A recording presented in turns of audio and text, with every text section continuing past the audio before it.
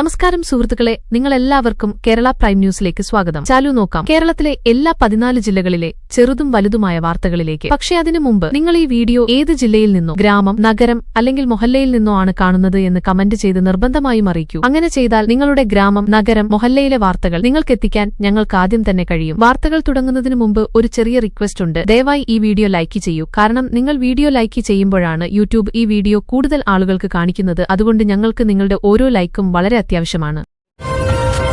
കേരള സംസ്ഥാനത്ത് തുടരുന്ന കനത്ത ചൂട് സാഹചര്യത്തെക്കുറിച്ച് സർക്കാർ വിശദമായ അവലോകനം നടത്തി. മുഖ്യമന്ത്രിയുടെ ഓഫീസ് ജില്ലാ കളക്ടർമാർക്ക് പൊതുജനാരോഗ്യ സേവനങ്ങൾ കൂടുതൽ ശക്തിപ്പെടുത്താൻ നിർദ്ദേശം നൽകി. എല്ലാ സർക്കാർ ആശുപത്രികളിലും അടിയന്തര സ്റ്റാഫ്, കൂളിംഗ് സംവിധാനം, മരുന്നുകളുടെ ലഭ്യത എന്നിവ ഉറപ്പാക്കാൻ ആവശ്യപ്പെട്ടു. സ്കൂൾ സമയവും കുട്ടികളുടെ സുരക്ഷയും പ്രത്യേകമായി നിരീക്ഷിക്കാൻ വിദ്യാഭ്യാസ വകുപ്പിന് നിർദ്ദേശം നൽകി. ഉച്ചസമയങ്ങളിൽ പുറത്തേക്ക് പോകുന്നത് ഒഴിവാക്കണമെന്ന് പൌരന്മാരോട് അഭ്യർത്ഥിച്ചു.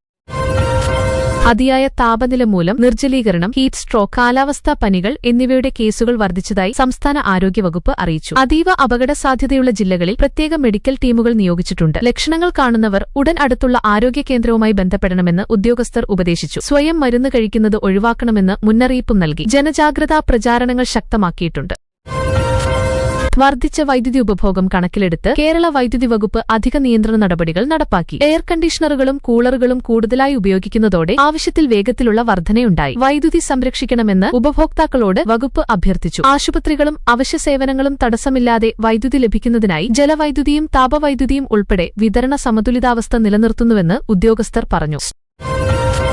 ചൂടുകാലം കണക്കിലെടുത്ത് കേരളത്തിൽ സമ്മർ ഫ്രണ്ട്ലി ടൂറിസം പദ്ധതികൾ പ്രോത്സാഹിപ്പിക്കുന്നതായി ടൂറിസം വകുപ്പ് അറിയിച്ചു. മലനിരകളും ഇക്കോ ടൂറിസം കേന്ദ്രങ്ങളും ഉൾപ്പെടുത്തി പ്രത്യേക പാക്കേജുകൾ അവതരിപ്പിച്ചിട്ടുണ്ട്. സുരക്ഷയ്ക്കും സൌകര്യത്തിനും മുൻഗണന നൽകുമെന്ന് ടൂർ ഓപ്പറേറ്റർമാർ പറഞ്ഞു. കാലാവസ്ഥാ നിർദ്ദേശങ്ങൾ പാലിക്കാനും ഉത്തരവാദിത്വമുള്ള ടൂറിസം പിന്തുടരാനും വിനോദസഞ്ചാരികളോട് വകുപ്പ് അഭ്യർത്ഥിച്ചു. ആഭ്യന്തര വിനോദസഞ്ചാരികളുടെ താൽപര്യം തുടരുകയാണ്.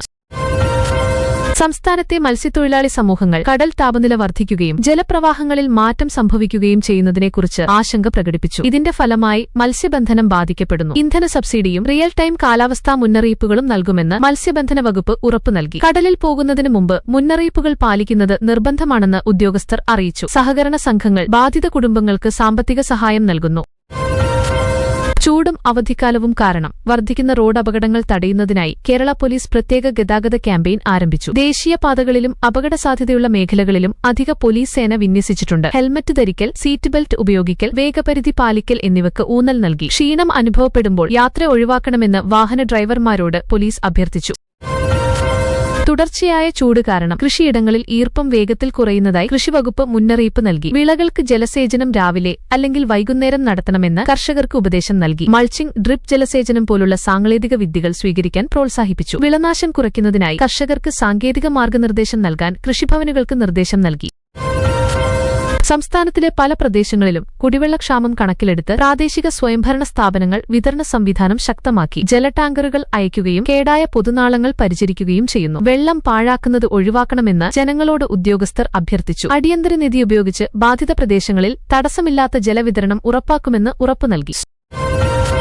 സർക്കാർ സ്കൂളുകളിലെ വേനൽക്കാല അവധി പ്രവർത്തനങ്ങൾ വിദ്യാഭ്യാസ വകുപ്പ് അവലോകനം ചെയ്തു. പുതിയ അധ്യയന വർഷത്തിനു മുമ്പ് വിദ്യാർത്ഥികൾക്കായി ബ്രിഡ്ജ് കോഴ്സുകൾ തയ്യാറാക്കാൻ അധ്യാപകർക്ക് നിർദ്ദേശം നൽകി. കുട്ടികളുടെ മാനസിക ആരോഗ്യവും സമതുലിതമായ ദിനചര്യയും പ്രാധാന്യമാക്കി. ഉച്ചയിലെ കടുത്ത ചൂടിൽ കുട്ടികളെ പുറത്തേക്ക് അയക്കരുതെന്നും ഡിജിറ്റൽ ഉപകരണങ്ങളുടെ ഉപയോഗം പരിമിതപ്പെടുത്തണമെന്നും മാതാപിതാക്കളോട് അഭ്യർത്ഥിച്ചു.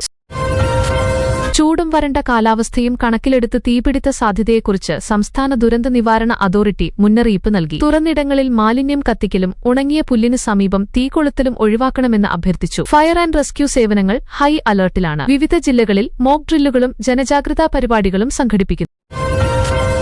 അവധി കാരണം യാത്രക്കാരുടെ എണ്ണം വർദ്ധിക്കുന്നതിനെ തുടർന്ന് ഗതാഗത വകുപ്പ് അധിക ബസ് സർവീസുകൾ ആരംഭിച്ചു. പ്രധാന നഗരങ്ങളിലേക്കും വിനോദസഞ്ചാര കേന്ദ്രങ്ങളിലേക്കും പ്രത്യേക സർവീസുകൾ നടത്തുന്നുണ്ട്. എല്ലാ ബസ്സുകളുടെയും സാങ്കേതിക പരിശോധന പൂർത്തിയാക്കിയതായി ഉദ്യോഗസ്ഥർ അറിയിച്ചു. മുൻകൂട്ടി ടിക്കറ്റ് ബുക്ക് ചെയ്യാനും ഉച്ചയിലെ ചൂടിൽ ദീർഘയാത്ര ഒഴിവാക്കാനും യാത്രക്കാരോട് ഉപദേശം നൽകി.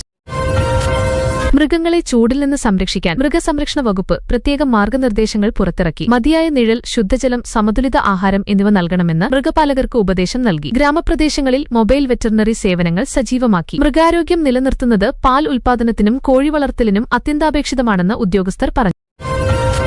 കാടുകളിൽ തീപിടുത്ത സാധ്യത കണക്കിലെടുത്ത് വനവകുപ്പ് പട്രോളിംഗ് വർദ്ധിപ്പിച്ചു. അതീവ സംവേദനക്ഷമമായ മേഖലകളിൽ നിരീക്ഷണ ടവറുകളും ദ്രുത പ്രതികരണ സംഘങ്ങളും നിയോഗിച്ചിട്ടുണ്ട്. തീപിടുത്തത്തിന്റെ പ്രാരംഭ വിവരം അറിയിക്കാൻ പ്രാദേശികവാസികളെ പരിശീലിപ്പിക്കുന്നു. കാടുകളുടെ സമീപത്ത് തീയുമായി ബന്ധപ്പെട്ട പ്രവർത്തനങ്ങൾ ഒഴിവാക്കണമെന്ന് വിനോദസഞ്ചാരികളോടും ഗ്രാമവാസികളോടും അഭ്യർത്ഥിച്ചു.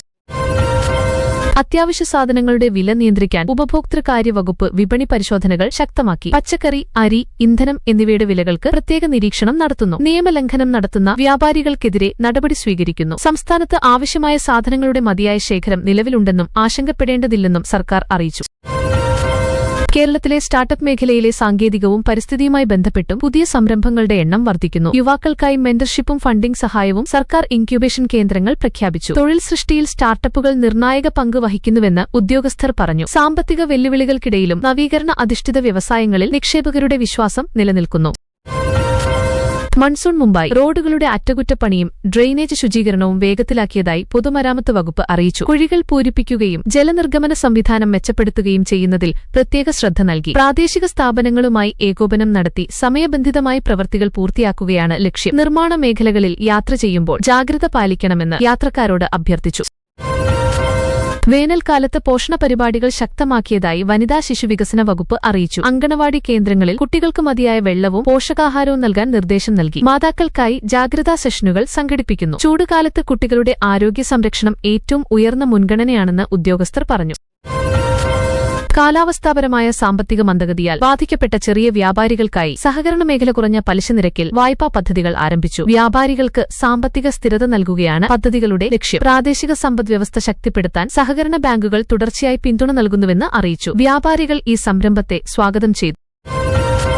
ചൂട് കണക്കിലെടുത്ത് സാംസ്കാരിക സംഘടനകൾ ഇൻഡോറിയും ഓൺലൈൻ പരിപാടികളും ആസൂത്രണം ചെയ്തു. വൈകുന്നേര സമയങ്ങളിൽ പരിമിതമായ പ്രേക്ഷകരോടെ പരിപാടികൾ സംഘടിപ്പിക്കുന്നു. ഡിജിറ്റൽ മാധ്യമങ്ങളിലൂടെ പുതിയ പ്രേക്ഷകരിലേക്കെത്തുന്നതിൽ കലാകാരന്മാർ തൃപ്തി പ്രകടിപ്പിച്ചു. ആരോഗ്യമുരക്ഷ കണക്കിലെടുത്ത് സംസ്കാര പ്രോത്സാഹനം അനിവാര്യമാണെന്ന് സർക്കാർ അറിയിച്ചു. ഗ്രാമപ്രദേശങ്ങളിൽ ഡിജിറ്റൽ സേവനങ്ങളുടെ വിപുലീകരണത്തിലെ പുരോഗതി വിവരസാങ്കേതിക വകുപ്പ് അറിയിച്ചു. പുതിയ ഗവേണൻസ് പ്ലാറ്റ്ഫോമുകൾ വഴി സർക്കാർ സേവനങ്ങൾ വീടുകളിൽ ലഭ്യമാകുന്നു. ഡിജിറ്റൽ സാക്ഷരതാ ക്യാമ്പയിനുകൾ ശക്തമാക്കി. ഇത് പാരദർശിതയിലേക്കും സൌകര്യത്തിലേക്കും വലിയ ചുവടാണെന്ന് ഉദ്യോഗസ്ഥർ പറഞ്ഞു. ഉയർന്ന താപനിലയ്ക്കിടെ തൊഴിലാളികളുടെ സുരക്ഷ വിലയിരുത്തിയതായി തുറമുഖവും ഷിപ്പിംഗ് വകുപ്പും അറിയിച്ചു. ജോലി സമയത്ത് അധിക വിശ്രമവും കുടിവെള്ള സൌകര്യവും നൽകുന്നു. സുരക്ഷാ മാനദണ്ഡങ്ങൾ പാലിച്ചുകൊണ്ട് ചരക്ക് ഗതാഗതം സാധാരണ നിലയിൽ തുടരുന്നതായി ഉദ്യോഗസ്ഥർ പറഞ്ഞു. തൊഴിലാളി സംഘടനകൾ ഈ നടപടികളെ അനുകൂലമായി വിലയിരുത്തി. യുവാക്കൾക്കായി വേനൽക്കാല ഇൻഡോർ പരിശീലന ക്യാമ്പുകൾ പ്രോത്സാഹിപ്പിക്കുന്നതായി കായിക വകുപ്പ് അറിയിച്ചു. പരിശീലന സമയം രാവിലേക്കും വൈകുന്നേരത്തിനും നിശ്ചയിക്കാൻ പരിശീലകരോട് നിർദ്ദേശം നൽകി. കളിക്കാരുടെ ആരോഗ്യത്തിന് പ്രത്യേക ശ്രദ്ധ നൽകുന്നു. ഫിറ്റ്നസ് ആവശ്യമാണ്, പക്ഷേ ചൂടിൽ സുരക്ഷയിൽ വിട്ടുവീഴ്ചയില്ലെന്ന് വകുപ്പ് വ്യക്തമാക്കി. ചൂട് മൂലം ദുർഗന്ധവും രോഗങ്ങളും വർദ്ധിക്കുന്നതിനെ തടയാൻ മാലിന്യനിർമ്മാണ വകുപ്പ് പുതിയ മാർഗനിർദ്ദേശങ്ങൾ പുറത്തിറക്കി. മാലിന്യ ശേഖരണത്തിന്റെ ആവർത്തനം വർദ്ധിപ്പിച്ചു. ജൈവ മാലിന്യവും അജൈവ മാലിന്യവും വേർതിരിച്ചു വയ്ക്കണമെന്ന് പൌരന്മാരോട് അഭ്യർത്ഥിച്ചു. ശുചിത്വം നിലനിർത്താൻ സമൂഹ സഹകരണം അനിവാര്യമാണെന്ന് ഉദ്യോഗസ്ഥർ പറഞ്ഞു.